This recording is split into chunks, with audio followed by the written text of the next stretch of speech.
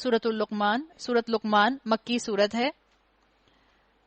جس طرح سے ہمارے ہاں علامہ اقبال بہت مشہور ہیں اچھی شاعری کے لیے، اچھے اقوال کے لیے، اسی طرح عرب کے اندر لقمان جو تھے وہ ایک دانا انسان سمجھے جاتے تھے، ایک وزڈم رکھنے والے، حکمت رکھنے والے انسان جو تھے وہ سمجھے جاتے تھے.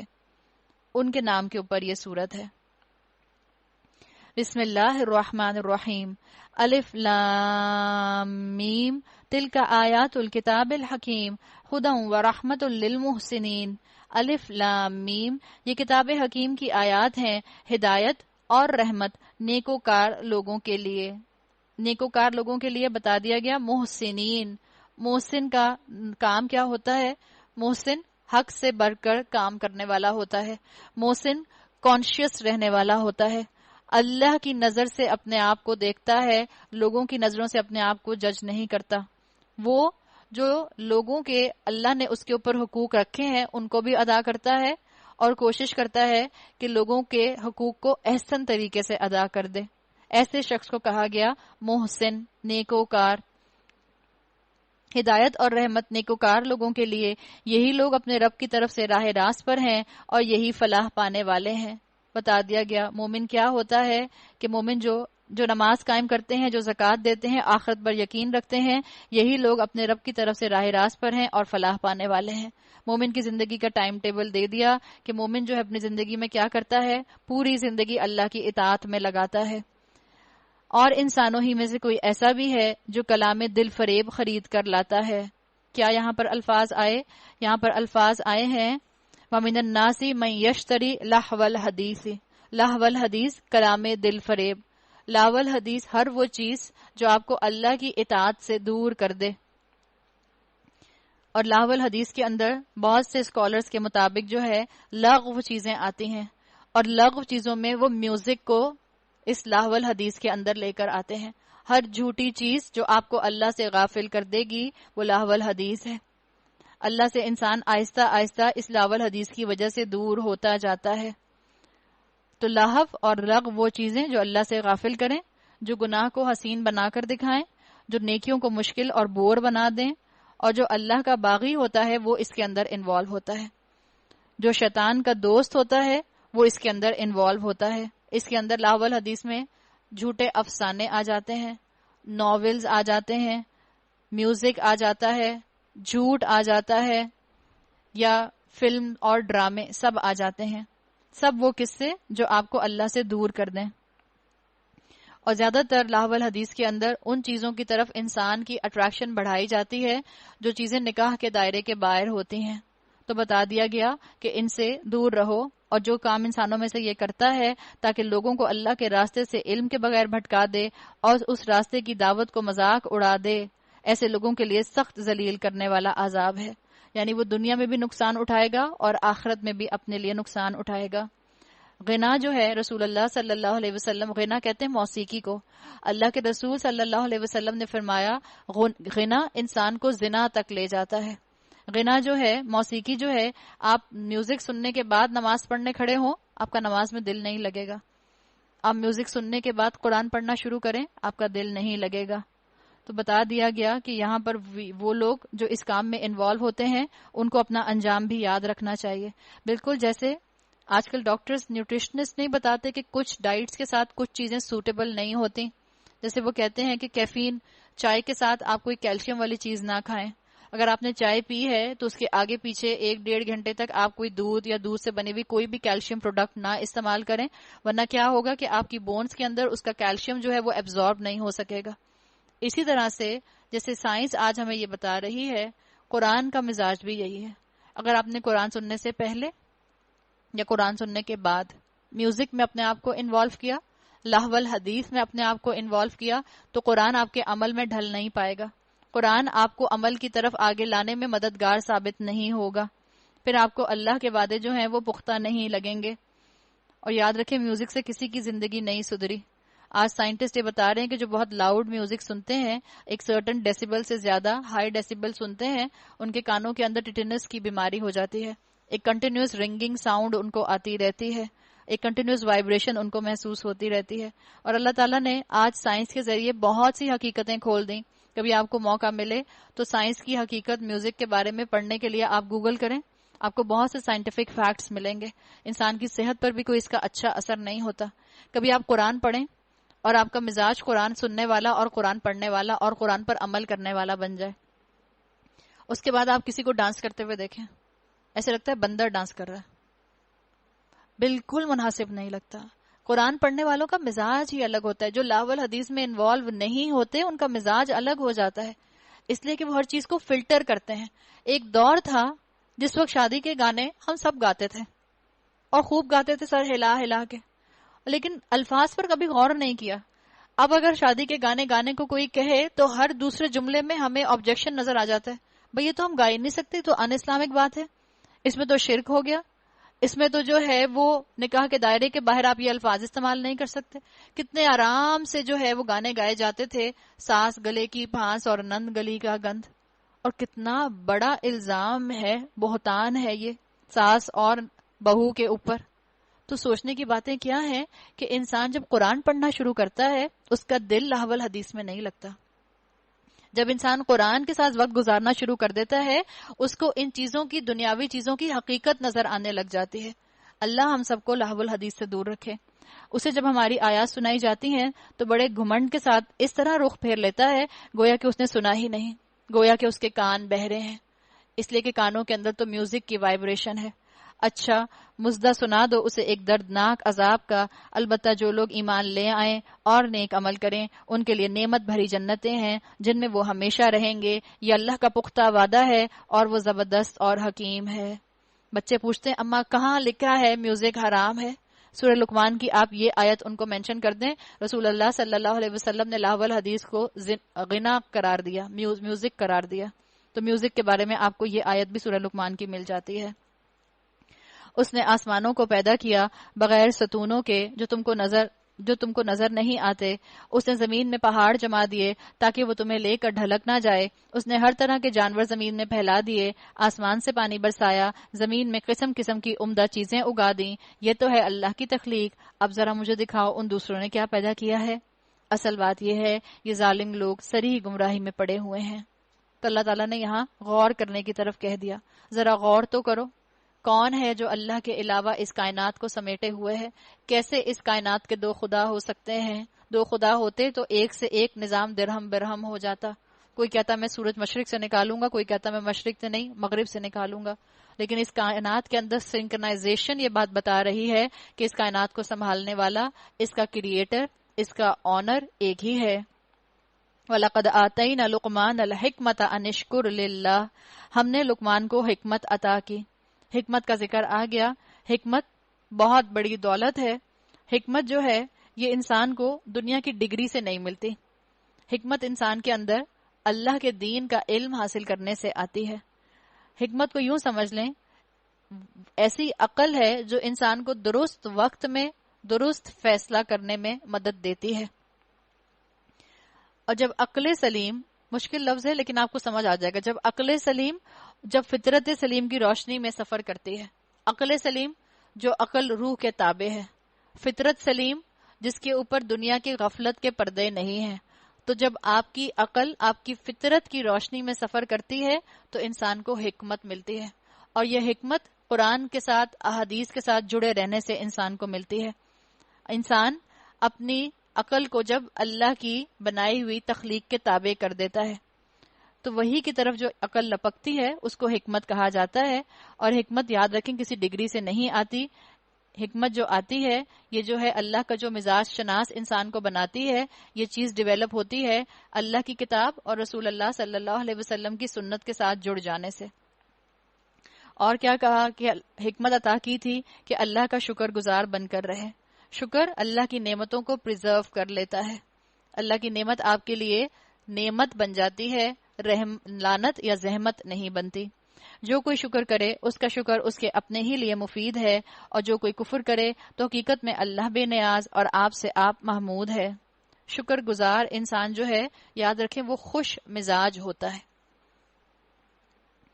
اس لیے کہ اس کا شکر اس کے رب کے ساتھ اٹیچڈ ہوتا ہے.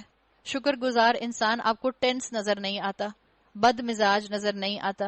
یاد کرو جب لقمان اپنے بیٹے کو نصیحت کر رہے تھے تو اس نے کہا بیٹا اللہ کے ساتھ کسی کو شریک نہ کرنا، لب نہیں، بیٹا کہہ کے بات کی۔ تو اسکالرز کیا کہتے ہیں کہ جب اپنے بچوں کو نصیحت کریں تو بہت ہی محبت کے ساتھ نصیحت کریں۔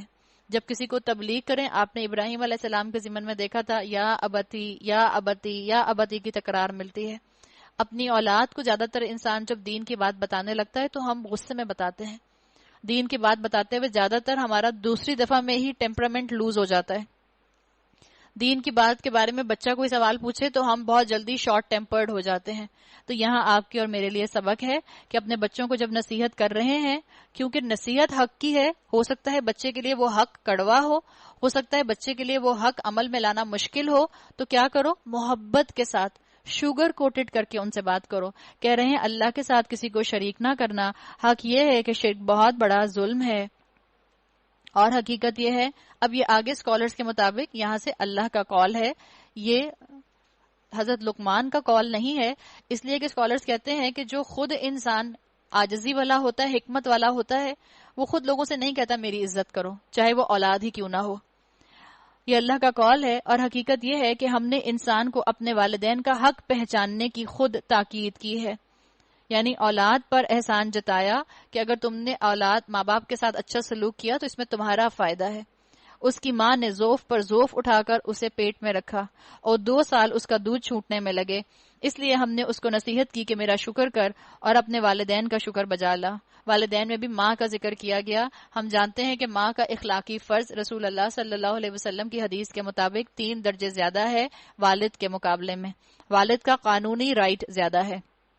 ماں کا ذکر کیا، ایک وجہ یہ بھی ہے کہ اولاد ماں کی زیادہ نافرمانی کرتی ہے باپ کے مقابلے میں، اولاد ماں کے ساتھ جلدی روڈ ہو جاتی ہے، تو ماں کی طرف اشارہ کیا کہ ماں نے تمہارے لیے کتنی مشکلات اٹھائی ہیں، تو اگر تمہیں اس کا مزاج اپنے مزاج سے ملتا ہوا نہیں لگتا تو اس مشکل کو اٹھا لو۔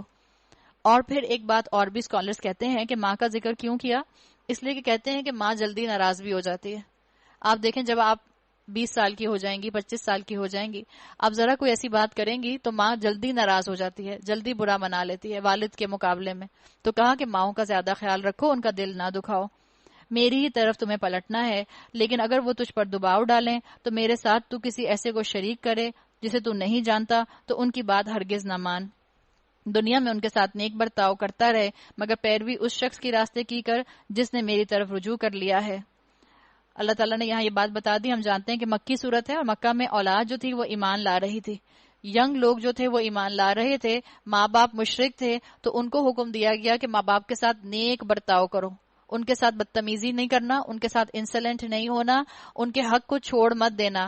ہاں جب اللہ کی اطاعت کی بات آئے تو ان کی فرما برداری نہیں ہوگی، پھر تم سب کو پلٹنا میری ہی طرف ہے، اس وقت میں تمہیں بتا دوں گا کہ تم کیسے عمل کرتے رہے ہو۔ اور لقمان نے کہا تھا بیٹا کوئی چیز رائی کے دانے کے برابر بھی ہو اور کسی چٹان میں یا آسمانوں میں یا زمین میں کہیں چھپی ہوئی ہو، اللہ اسے نکال کر لے آئے گا، وہ باریک بین اور باخبر ہے۔ اللہ یا بنیا بار بار کہہ رہے ہیں، تو بچوں کو بار بار کہنا ہوتا ہے۔ آپ کی اور میرے لیے کیا سبق ہے ان آیات کے اندر، کہ ہم بچوں کے اوپر بھی اپنی اولاد کے اوپر طنز نہ کریں۔ جو ماں باپ اپنی اولاد پر طنز کرتے ہیں وہ حکمت کا مظاہرہ نہیں کرتے۔ جب بیٹے ماؤں کے مقابلے میں ان کو لگتا ہے کہ اپنی بیویوں کا ساتھ دے رہے ہیں تو پھر مائیں بہت طنزیہ انداز میں بات کرتی ہیں، یہ مناسب ایٹیٹیوڈ نہیں ہوتا۔ بیٹوں کا بھی فرض ہے جہاں ماں غلط ہے وہاں ماں کو بتا دیں، جہاں بیوی غلط ہے وہاں بیوی کو بتا دیں، بیلنس مینٹین کریں۔ اور بتا دیا گیا کہ جب بات کرو تو بات کا تاثر ایسا رکھو کہ اولاد جو ہے وہ تمہاری بات سننے کے لیے تیار ہو جائے۔ اولاد کو ریپریمانڈ کیا جا سکتا ہے، لیکن اولاد کی سیلف ریسپیکٹ ختم نہیں کرنی چاہیے، ان کی ڈگنیٹی ختم نہیں کرنی چاہیے کہ ان کی گناہوں کا، ان کی غلطیوں کا ان کو بار بار احساس دلا دلا کر ان کا سیلف ریسپیکٹ ختم کر دیا جائے۔ تو ماں باپ کی بھی یہاں پر بہت اچھی طرح سے تربیت کی جا رہی ہے۔ یا بنیا اقم الصلاۃ، نماز قائم کر، وامر بالمعروف، نیکی کا حکم دے، بدی سے منع کر، اور جو مصیبت بھی پڑے اس پر صبر کر، یہ وہ باتیں ہیں جن کی بڑی تاکید کی گئی ہے، اور لوگوں سے منہ پھیر کر بات نہ کر، نہ زمین میں اکڑ کر چر، اللہ کسی خود پسند اور فخر جتانے والے شخص کو پسند نہیں کرتا۔ تو بتا دیا گیا کہ اپنے بچوں کو کیسی تربیت کرو، ان کو بتاؤ کہ اپنے بچوں کو بتاؤ کہ کیسی تربیت ہو تمہاری کہ تم عاجزی والے انسان بنو، تمہارے اندر تقوی آئے، لیکن پھر تم اس تقوی کی وجہ سے ایک بہت بڑے انا کا شکار نہ ہو جاؤ کہ اپنے آپ ہی کو کہنے لگ جاؤ ہر ایک کے مقابلے میں انا خیر من۔ اپنی پرسنالٹی کیسی بنانے کے لیے کہا جا رہا ہے؟ ایسی پرسنالٹی کہ جو دوسرے کو اس کی اہمیت کا احساس دلائے۔ اپنی اہمیت کا احساس دلاتے ہوئے محفلوں میں داخل مت ہونا، اور اپنے بچوں کی جب آپ اور میں تربیت کریں تو اپنے بچوں کو ضرور سکھائیں کہ وہ اپنے ہی حسن کے شدائی بنے، نہ پھرتے پھرے آئینے کے سامنے کھڑے ہو کر گھنٹوں کھڑے ہیں۔ ایک وقت ہوتا تھا مائیں کہتی تھی آئینہ ٹوٹ جائے گا، خیر ٹوٹا تو کبھی بھی نہیں آج تک، ہم سب بہت کھڑے ہوئے آئینوں کے سامنے، ٹوٹا تو کبھی نہیں، لیکن کیا ہوگا، انسان صرف اور صرف اپنے حسن کا شیدائی نہیں بنتا۔ اللہ نے یہاں کہہ دیا کہ اللہ کو خود پسند فخر جتانے والے انسان نہیں پسند، تو نہ انسان بہت زیادہ لوگوں کی زبانوں سے اپنی تعریف سننا پسند کرے، نہ انسان یہ چاہے کہ لوگوں کی نظروں میں اس کے لیے بہت زیادہ تعریف ہو، اللہ کی نظر سے خود کو دیکھے۔ اور یہاں یہ بات بتا دی گئی ہے کہ اللہ کو کیسے لوگ پسند ہیں، اللہ کو ایسے لوگ پسند ہیں جو لوگ خود پسندی میں انوالو نہیں ہوتے۔ سب اچھے ہیں، اللہ نے سب کو بنایا ہے، اور اس چیز کی طرف کہا گیا کہ تم صبر کرنے والے بنو اور اپنی زندگی میں یہ صفات لے آؤ۔ وَلَا تُسَعِّرْ خَدَّكَ لِلنَّاسِ وَلَا تَمْشِ فِي الْأَرْضِ مَرَحًا، اپنی چال میں اعتدال اختیار کرو، اپنی آواز ذرا پست رکھو۔ چال میں اعتدال کا مطلب کیا ہے؟ اب یہ نہیں ہے کہ اماں کہہ رہی ہیں بھاگ کر آؤ اور آپ آہستہ آہستہ آہستہ آہستہ ہے، وہ میں نے سورہ لقمان میں پڑھا تھا، اپنی چال میں اعتدال رکھو، یہ مطلب نہیں ہے۔ چال میں اعتدال کا مطلب علماء کے مطابق باڈی لینگویج ہے، آپ کے چلنے میں اکڑ نہ ہو، آپ کے چلنے میں رعونت نہ ہو، آپ کے چلنے میں یہ نہ ہو کہ کسی کو دیکھ کر آپ اس کو بہت حقیر اور اپنے آپ کو بہت اعلیٰ سمجھ رہے ہیں۔ اپنی آواز کو پست رکھو، اپنی آواز کا استعمال ایسی جگہ پر کرو جہاں پر آواز کی ضرورت ہو۔ اللہ نے کیا کہا؟ سب آوازوں سے زیادہ بری آواز گدھوں کی آواز ہوتی ہے۔ تو بتا دیے گئے اسلامک پرنسپل یہاں پر کہ چیخ چیخ کر بات نہ کریں، نہ مائیں چیخ کر بات کریں، نہ باپ چیخ کر بات کریں، اس طرح سے اولاد بھی چیخ چیخ کر بات نہیں کرے گی۔ اور چیخ چیخ کر بات کرنا جب بحث ہو اور اپنے آپ کو صحیح بتانے کے لیے انسان جو ہے کوشش کرے، تبھی انسان کی آواز بلند ہوتی ہے۔ اور جب انسان بحث جیتنا چاہتا ہے تو صرف اور صرف ایک جانور کی طرح اپنی آواز کو بلند کر رہا ہوتا ہے۔ بحث جیتنے کی کوشش نہ کرو، لوگوں کو جیتنے کی کوشش کرو۔ اس لیے کہا گیا کہ اپنی آواز کو پست رکھو۔ بہترین کریکٹر بلڈنگ جو اولاد کی جائے وہ ان آیات کے ذریعے کی جاتی ہے کہ انسان کو سیلف سینٹرڈ نہیں بننا، انسان صرف اور صرف 3 ہستیوں کو گرویدہ نہ ہو، آئی، می اینڈ مائی سیلف۔ ان 3 ہستیوں کا صرف گرویدہ نہ بنے، بلکہ انسان جو ہے وہ کیا ہو؟ لوگوں کے لیے سینسٹیو ہو، لوگوں کا خیال رکھنے والا ہو، لوگوں کے لیے کنسرنڈ ہو۔ کیا تم دیکھتے نہیں اللہ نے زمین اور آسمانوں کی ساری چیزیں تمہارے لیے مسخر کر رکھی ہیں اور اپنی کھلی اور چھپی نعمتیں تم پر تمام کر دی ہیں۔ اس پر حال یہ ہے کہ انسانوں میں سے کچھ لوگ ہیں جو اللہ کے بارے میں جھگڑتے ہیں بغیر اس کے کہ ان کے پاس کوئی علم ہو یا ہدایت یا کوئی روشنی دکھانے والی کتاب، اور جب ان سے کہا جاتا ہے کہ پیروی کرو اس چیز کی جو اللہ نے نازل کی ہے تو کہتے ہیں ہم اس چیز کی پیروی کریں گے جس پر ہم نے اپنے باپ دادا کو پایا تھا۔ ٹرائبل مینٹلٹی، سوشل نارمز کے خلاف جانا پڑتا ہے تو انسان نہیں جاتا بلکہ اپنا رخ موڑ لیتا ہے۔ کیا یہ انہی کی پیروی کریں گے خواہ شیطان ان کو بھڑکتی ہوئی آگے کی طرف کیوں نہ بلاتا ہو؟ وَمَن يُسْلِمْ وَجْهَهُ إِلَى اللَّهِ وَهُوَ مُحْسِنٌ فَقَدِ اسْتَمْسَكَ بِالْعُرْوَةِ الْوُثْقَى، جو شخص اپنے آپ کو اللہ کے حوالے کر دے اور عملاً وہ نیک ہو یعنی محسن ہو۔ محسن انسان قرآن پڑھے بغیر نہیں بن سکتا، رسول اللہ کی حدیث کی اہمیت جانے بغیر نہیں بن سکتا۔ اس نے فی الواقع ایک بھروسے کے قابل سہارا تھام لیا اور سارے معاملات کا آخری فیصلہ اللہ ہی کے ہاتھ میں ہے۔ بتا دیا گیا دین کے شعار پر عمل کرو۔ دین کے شعار پر یقیناً عمل کرنا انسان کے لیے بہرحال آسان ہوتا ہے، لیکن محسن بننے کے لیے اس کو معاشرے کے نارمز کو چیلنج کرنا پڑتا ہے۔ جو کفر کرتا ہے اس کا کفر تمہیں غم میں مبتلا نہ کرے، انہیں پلٹ کر آنا تو ہماری ہی طرف ہے، پھر ہم انہیں بتا دیں گے وہ کیا کچھ کر کے آئے ہیں۔ یقیناً اللہ سینوں کے چھپے ہوئے راز تک جانتا ہے۔ ان اللہ علیم بذات الصدور، ہم تھوڑی مدت انہیں دنیا میں مزے کرنے کا موقع دے رہے ہیں، پھر ان کو بے بس کر کے ایک سخت عذاب کی طرف کھینچ لے جائیں گے۔ اگر تم ان سے پوچھو کہ زمین اور آسمانوں کو کس نے پیدا کیا ہے تو یہ ضرور کہیں گے اللہ نے۔ لَيَقُولُنَّ اللَّهُ قُلِ الْحَمْدُ لِلَّهِ، کہو الحمدللہ، مگر ان میں سے اکثر لوگ جانتے نہیں ہیں۔ آسمانوں اور زمین میں جو کچھ ہے اللہ کا ہے. تو جب سب کچھ آسمانوں اور زمین کے درمیان اللہ کا ہے تو یہ جو زمین آسمانوں کے بعد آتی ہے اس زمین پر بھی اللہ کا نظام نافذ کرو. لوگوں کی رضا کی فکر کیوں کرتے ہو؟ اس کی اطاعت کرو. بے شک اللہ بے نیاز اور آپ سے آپ محمود ہے. زمین میں جتنے درخت ہیں اگر وہ سب کے سب قلم بن جائیں اور سمندر دوات بن جائیں جسے 7 مزید سمندر روشنائی مہیا کریں تب بھی اللہ کی باتیں لکھنے سے ختم نہ ہوں گی. بے شک اللہ زبردست اور حکیم ہے. اور حقیقت ہے علماء کہتے ہیں کہ اس مثال کے اندر اتنی بلیغ مثال ہے، اس میں ذرا بھی مبالغہ نہیں ہے. اس مثال کے ذریعے اللہ کی شان جو ہے، اللہ کی شان رحیمی، اللہ کی شان خلاقی وہ سامنے آ رہی ہے کہ اگر سارے درخت قلم بن جائیں اور یہ سمندر اور اس کے جیسے اور 7 سمندر انک بن جائیں تو بھی اللہ کی باتیں ختم نہ ہوں. بلکہ کسی نے کہا تو یہاں پر بھی یہ تو ایک انڈر ایسٹیمیٹڈ اشارہ کیا گیا ہے، اس لیے کہ انسان کی صرف جینز کے اوپر اتنی انفارمیشن ہوتی ہے کہ اس کی وجہ سے لائبریریز کی لائبریریز بن سکتی ہیں. تم سارے انسانوں کو پیدا کرنا اور پھر دوبارہ جلا اٹھانا اس کے لیے بس ایسا ہے جیسے ایک متنفس کو پیدا کرنا اور جلا اٹھانا. حقیقت یہ ہے اللہ سب کچھ سننے اور دیکھنے والا ہے. کیا تم دیکھتے نہیں ہو کہ اللہ رات کو دن میں پروتا ہوا لے آتا ہے اور دن کو رات میں اس نے سورج اور چاند کو مسخر کر رکھا ہے، سب ایک وقت مقرر تک چلے جا رہے ہیں. کیا تم جانتے نہیں ہو جو کچھ بھی تم کرتے ہو اللہ اس سے باخبر ہے. یہ سب کچھ اس وجہ سے ہے کہ اللہ ہی حق ہے. بتا دیا گیا اصل حق اللہ ہے. ذالک بأن اللہ هو الحق وأن ما يدعون من دونه الباطل وأن اللہ هو العلی الکبیر. اور اسے چھوڑ کر جن دوسری چیزوں کو یہ لوگ پکارتے ہیں وہ سب باطل ہیں، اس وجہ سے اللہ ہی بزرگ و برتر ہے. بارک اللہ لی و لکم فی القرآن الحکیم ونفعنی و ایاکم بآیات و ذکر الحکیم. سبحانک اللہم و بحمدک نشہد ان لا الہ الا انت نستغفرک و نتوب الیک. السلام علیکم ورحمۃ اللہ وبرکاتہ.